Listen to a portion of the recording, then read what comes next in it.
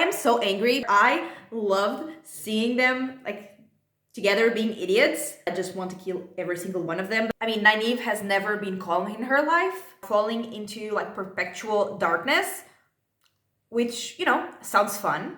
I am literally feeling like all possible emotions. Yeah, like this book killed me. Yes, I was just so shocked, like what the hell? Hello, welcome back to my channel and welcome to another reading vlog where I'm gonna be reading Towers of Midnight. So this book is the 13th book in the Wheel of Time series, which is an epic fantasy series. And I have reading vlogs for the 12 previous books that I will link in the description. And I will also link the playlist up there if you want to check them out before you watch this one. And the previous book, like book 12, was the first one in the series that I gave 5 stars to. So let's just say that the expectations for this one were very high. And I just want to say as well that there are definitely spoilers for what happens in this book in this reading vlog. And yeah, having said that, let's just get into it.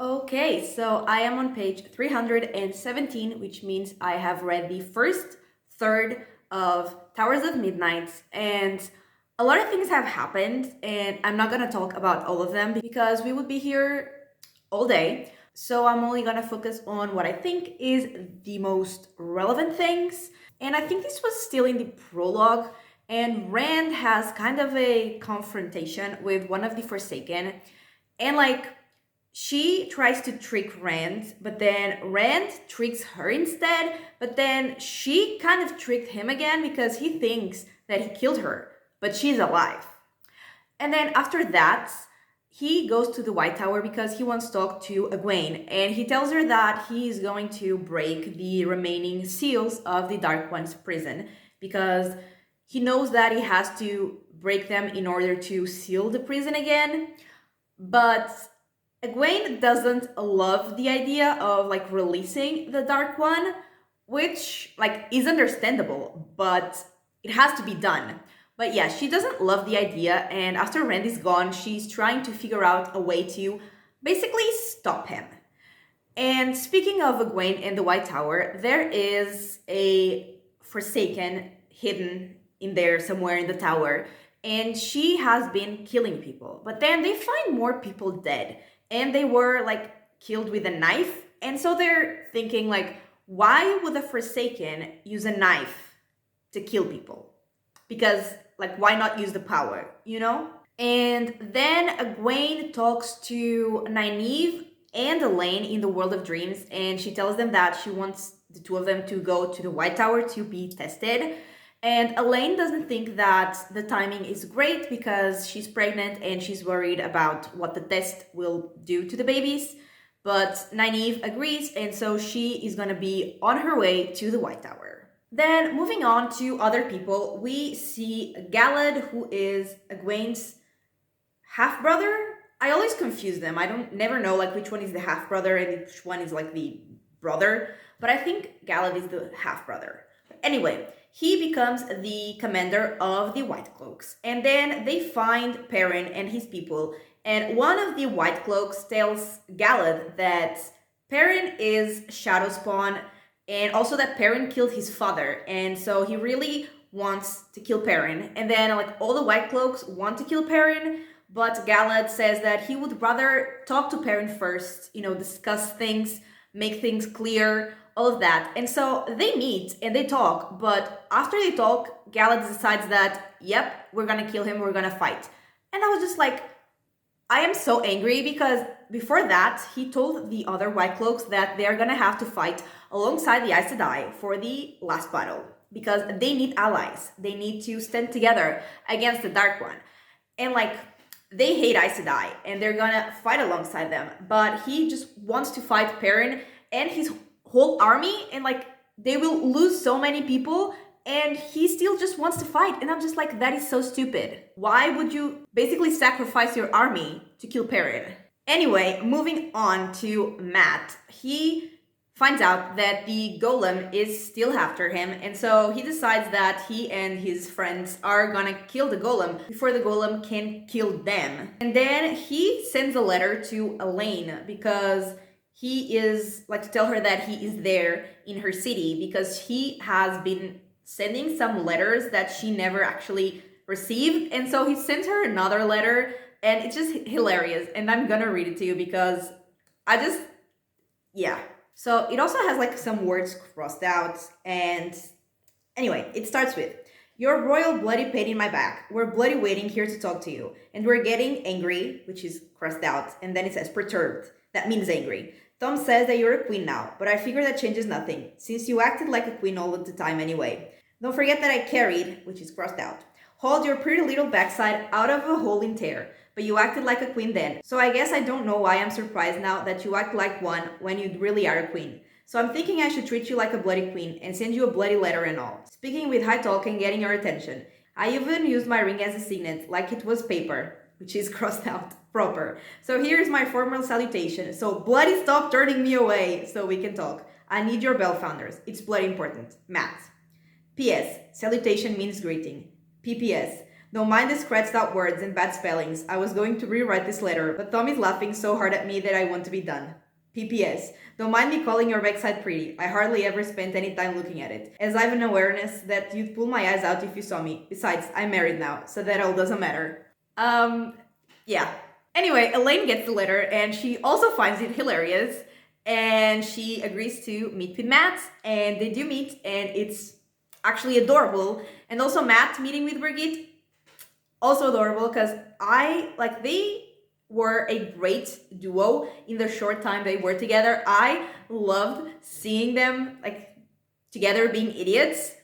Absolutely loved it. And so absolutely also loved seeing them reunite. And yeah, that is pretty much where I'm at, and I am absolutely loving this book. And one thing that I find really funny is that, like, I'm reading this after finishing the Farseer trilogy, in which the main character has, like, a mental connection to a wolf, and, I mean, not just mental, but anyway, seeing Perrin and his best wolf friend, Hopper, is, like, it's really funny, the parallels, because Hopper and the wolf from the Farseer trilogy, who's called Night Eyes, they're so like similar, and they both think that humans are so complicated for no reason, which they are absolutely right, but I just find it very funny. And yeah, overall, this book is just making me very emotional, and I think it might be because we're getting to the end of the series, and one thing I realized is that I am way more attached to Rand again than I thought, because in the first book, I realized I really cared about him at the end when, I learned that he's the Dragon Reborn and his life was gonna be a mess, and I actually really cared about him. But then he really started annoying me in all of the books after the first one, and now that I like him again, I care a lot again, and I'm loving him, but I'm also very worried. And another character that's I liked her in the first book she was in, then I hated her the whole time, and now she's kind of like getting a redemption for me because she is being so adorable and supportive of Perrin, and that is Fail, and I like that. And yeah, there were so many scenes, cute, adorable, emotional between so many characters, and they made me emotional, and I am just loving this book so much for that, but also because of the plot. There are a lot of things happening. I am loving it. I have to stop myself from reading because I need to go to sleep, because I need to go to work, but I just want to keep reading it because it's so good. And yeah, I'm just having a great time, except like any scenes with the white cloaks because I just want to kill every single one of them. But that happens like in every book, so it's nothing new. But yeah, overall, I am loving it. I am having a great time, and I will update again once I read another third.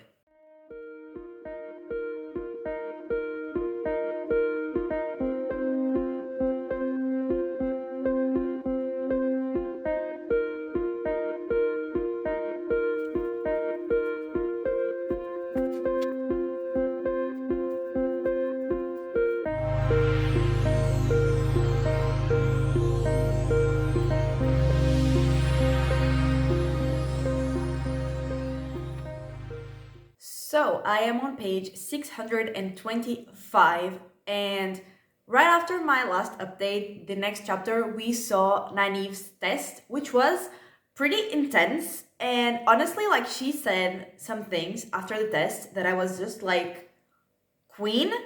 And I'm still not okay with the fact that I like Nynaeve now because it just feels wrong, you know? But they were like telling her, the other Aes Sedai were telling her that she failed the test, basically, because the test was supposed to see if she could be calm, like the Aes Sedai are supposed to be.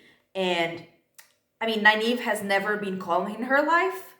And obviously, she also wasn't calm in the test. And like, she broke the rules of the test basically to like save people. But like, then Nynaeve said, I did what I had to do. Who among you would not run if he saw people in danger? Who among you would forbid herself to channel if she saw shadow spawn attacking? I acted as an Aes Sedai would. And like, exactly.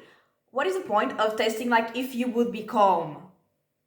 Because like, if you're in a situation where there are people in danger and like shadow creatures attacking, like they are supposed to, protect the other people. Like, why wouldn't they, And she continued on being a queen. My goal in this test was to prove that I deserve to be an Aes Sedai. Well then, I could argue that the lives of the people I saw were more important than gaining that title. If losing my title is what would be required to save someone's life, and if there were no other consequences, I'd do it, every time.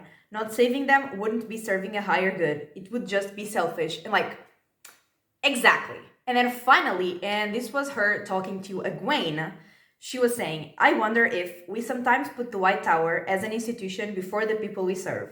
I wonder if we let it become a goal in itself, instead of a means to help achieve greater goals. And then Egwene replied, devotion is important, Nynaeve. The White Tower protects and guides the world. And Nynaeve said, and yet so many of us do it without families, without love, without passion beyond our own particular interests. So even while we try to guide the world, we separate ourselves from it. We risk arrogance, Egwene. We always assume we know best, but risk making ourselves unable to fathom the people we claim to serve. And like, yes. Like I said, Nynaeve was iconic. I agreed with everything she said. And this also happened in the last book, and I can't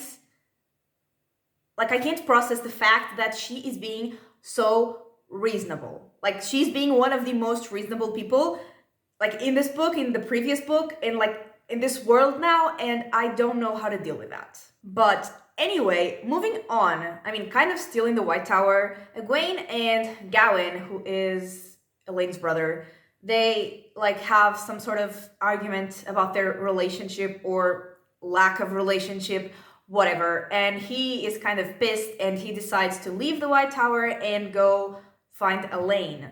And then Elaine talks some sense into him about both Egwene and Rand, and then he learns about like some Seanchan weapons, I guess, and also discovers that there is a Seanchan assassin in the White Tower, so he decides to go back to the White Tower. Also still in the place where Elaine is, Matt fights off some people, and like, iconic as usual, and then he talks to Brigitte, and she tells him about like that tower where he has to go to find Moraine, and basically like how dangerous it is and how people get lost in there and never come out.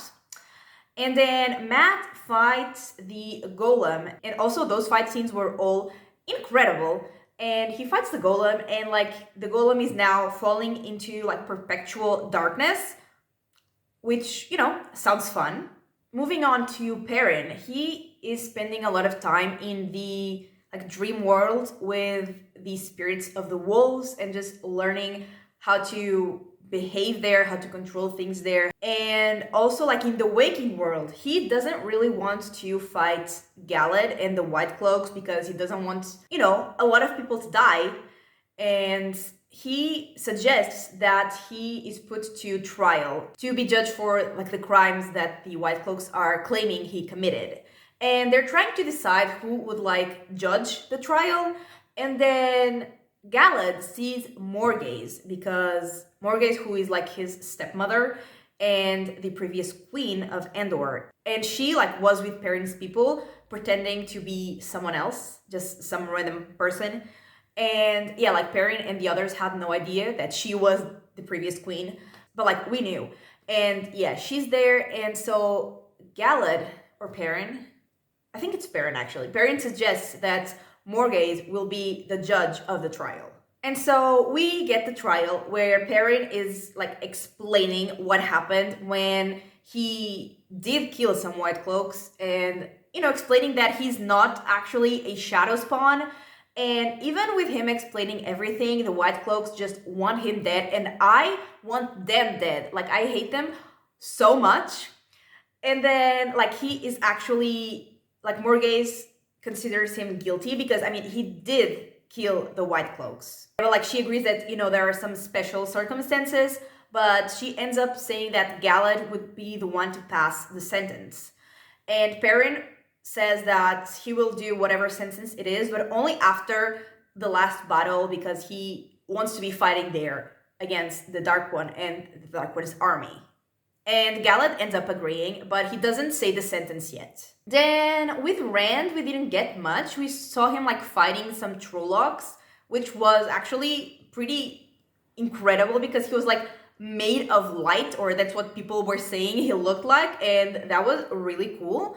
And I think the final thing we saw was that Egwene met with the Wise Ones from the Aiel and the Sea Folk in like the World of Dreams, and they made some sort of deal for the future for all of them to cooperate because all of them are like women who can channel, and so they would just cooperate with each other in the future. And yeah, I think that is where I'm at.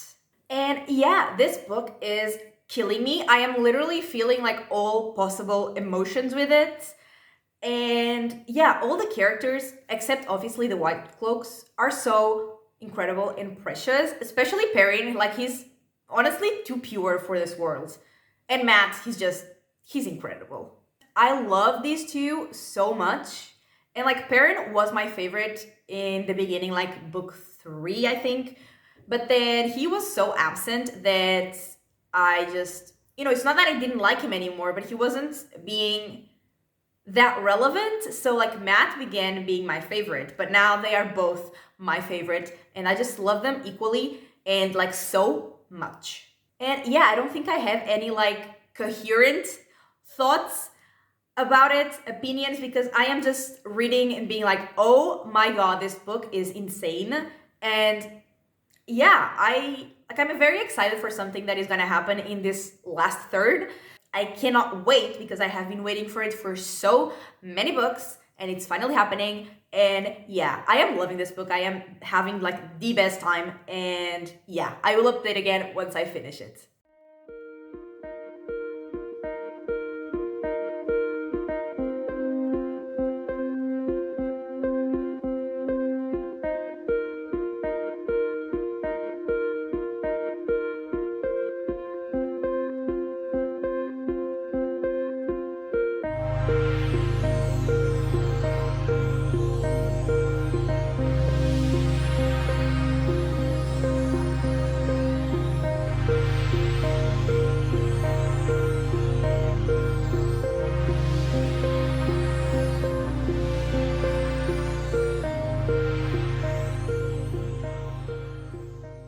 Okay, so I have finished Towers of Midnight. And the first thing, or one of the first things that happened in this last third, was the Aes Sedai, including Egwene. They were like in the World of Dreams, and they found the Forsaken that was hiding in the White Tower there in the World of Dreams. and they started fighting her. And then Perrin, who was in the dream world as well with his wolf, he kind of like joined the fight. And then he and the wolf Hopper were also fighting their own enemy. And like the Aes Sedai were able to get rid of the Forsaken, but Hopper, the wolf, actually died, and that was so sad.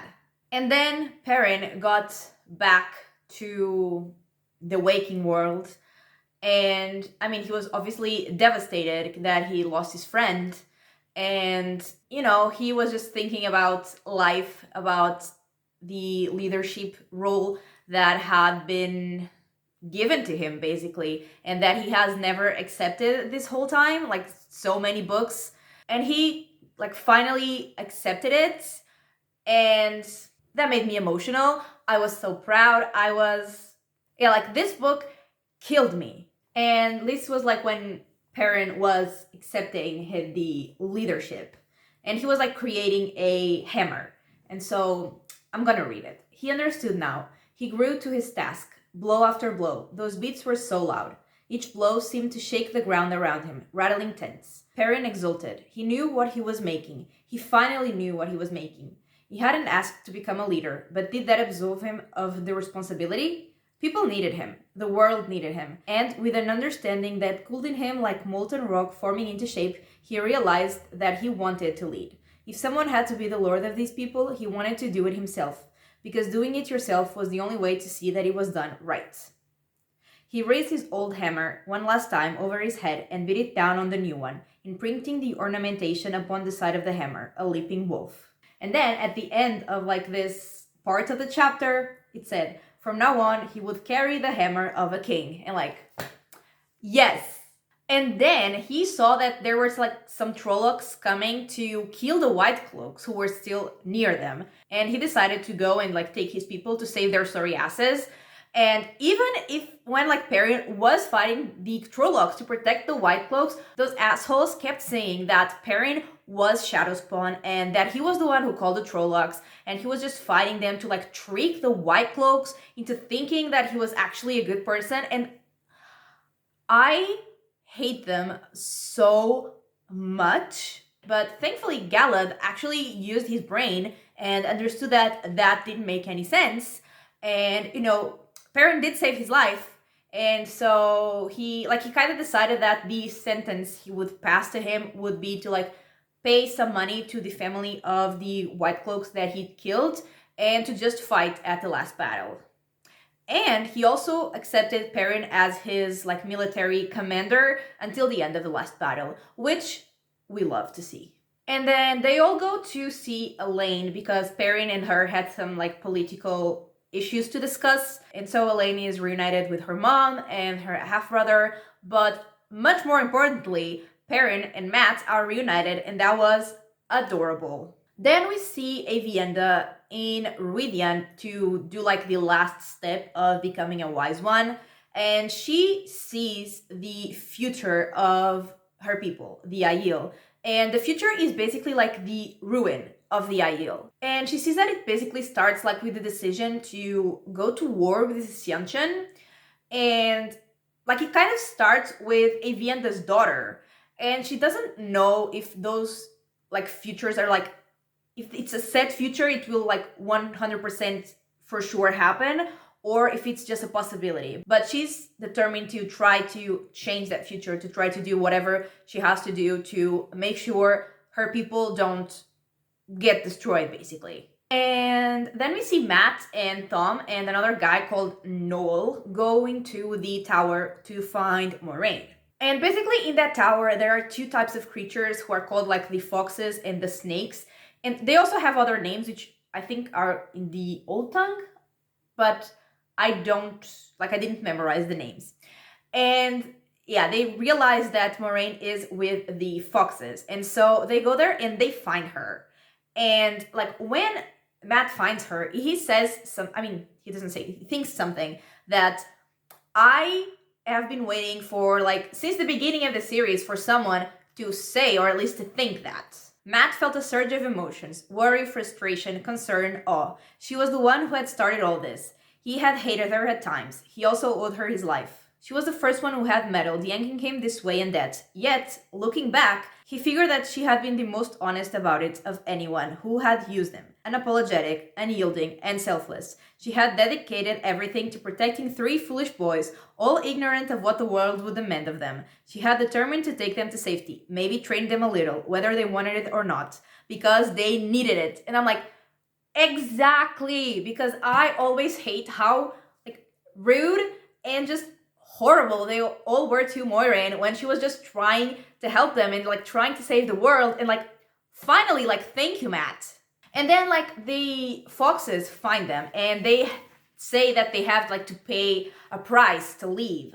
And the last time the Matt had been with them already and they had given him answers in another book.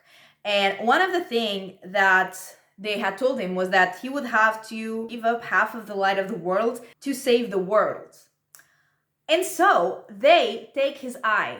They literally take Matt's eye out. And I was just so shocked, what the hell? And then from that payment, they promised that the foxes won't stop them from leaving. They won't fight him, they won't do anything.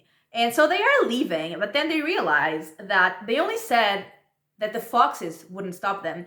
And there are still the snakes, so the snakes start running after them and fighting them. And Noah sacrifices himself so the other two can get out and take Moiraine out. And then Matt creates an opening with something that had been given to him by the foxes before, with another answer that he had asked to a way to be gone from there, and they had given him sort of a weapon, and he uses that and creates an opening and they can't escape. And these chapters were wild. I was on the edge of my seat. I was so nervous. It was intense. It was a lot. And then the three of them catch up, and Moiraine learns that Matt married the Sentient Empress by accident.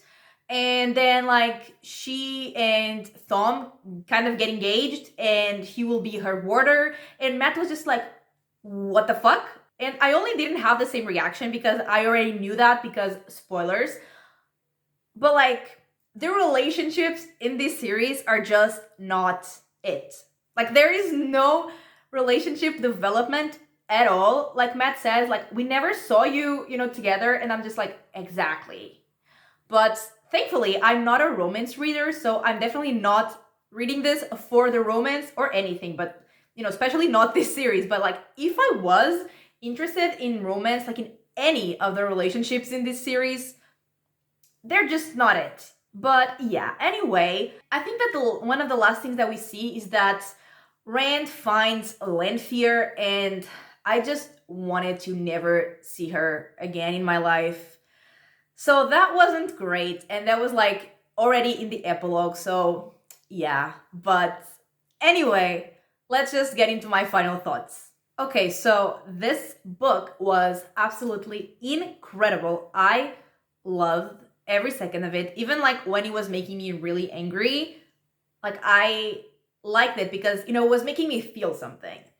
And let's just start with the characters. So starting with Rand, I feel I didn't talk about him almost at all, but he was doing things, just not, I feel the most exciting things in the book. But the main point for Rand in this book is that I love him again, and I'm very happy about that because I have been waiting to like him again for some time, because I heard that I would, but I was just when, And yeah, I like him again. And then Perrin, he was everything in this book, and I am just so proud of him and so happy with, the person he has become, even though he was always great. He's so precious. So fucking precious. But I just love him so much because now he's precious and he's iconic. And speaking of iconic, Matt, he's just he is so incredible. All the fight scenes in this book were so good. And he was in a few of them. And yeah, he's just incredible. And also, like, he's so funny. And he was also like so smart at the tower, especially. And I just love him and Perrin. And I fucking love them so much. Now, moving on. So, Nynaeve, like I said, she was actually so decent and reasonable and just, you know, saying things that were right, or at least that I thought were right. And yeah, like I said, I'm still not sure how to feel about that. Because, like, I mean, I'm glad that she's a better person now, but also I just wanted to keep hating her just because I need someone to hate. You know what I mean? But yeah, she was actually like pretty incredible in the scenes she was in, which honestly weren't many. So maybe that's why, like, she didn't really have space to annoy me. I feel like that has been happening in the last books. She hasn't been in them like that much, so she can't really do that much to annoy me. And the things that she says and like the scenes that she's in, she's actually pretty decent. So yeah. Anyway, moving on. Egwene also had like some pretty iconic scenes, but I feel like they kind of paled in comparison to, for example, like Matt scenes or Perrin scenes, which were so, you know, incredible and like wild. And then, like, the most important thing from this book is that Moiraine is back, and I am so happy because I fucking love her. I've been waiting for her to be back for so long because I always knew that she would come back. Like, when she died, I knew that she hadn't died. And so all these books, I have just been waiting for her to come back, and she is finally back, and I am very happy about that. And yeah, so many things happened in this book, like way more than the things that I talked about, but I didn't want to be, you know, speaking for hours. But yeah, so many things happened, and they were all like wild and exciting and incredible. And yeah, the characters, I liked most of them, and the pacing was also so good. Like, these books are never, you know, incredibly fast-paced, but I have come to accept that, and I have come to love that, honestly. Because, I mean, there were some of them that were, like, way too slow and nothing was happening, and, like, these ones are the perfect pacing for the story, and I just love it. And yeah, like, this book, 100 out of 5 stars, all the stars, but being realistic, 5 out of 5 stars. And yeah, that is everything for this video. I can't believe that I only have one book left of this series. Like, when I started, I thought I would never see the end of it, and now, like, now I don't want to see the end of it. I'm sad that I only have one book left. But anyway, that is everything for this video. I really hope you enjoyed it, and if you did, give it a like and subscribe, and I will talk to you next time. Bye!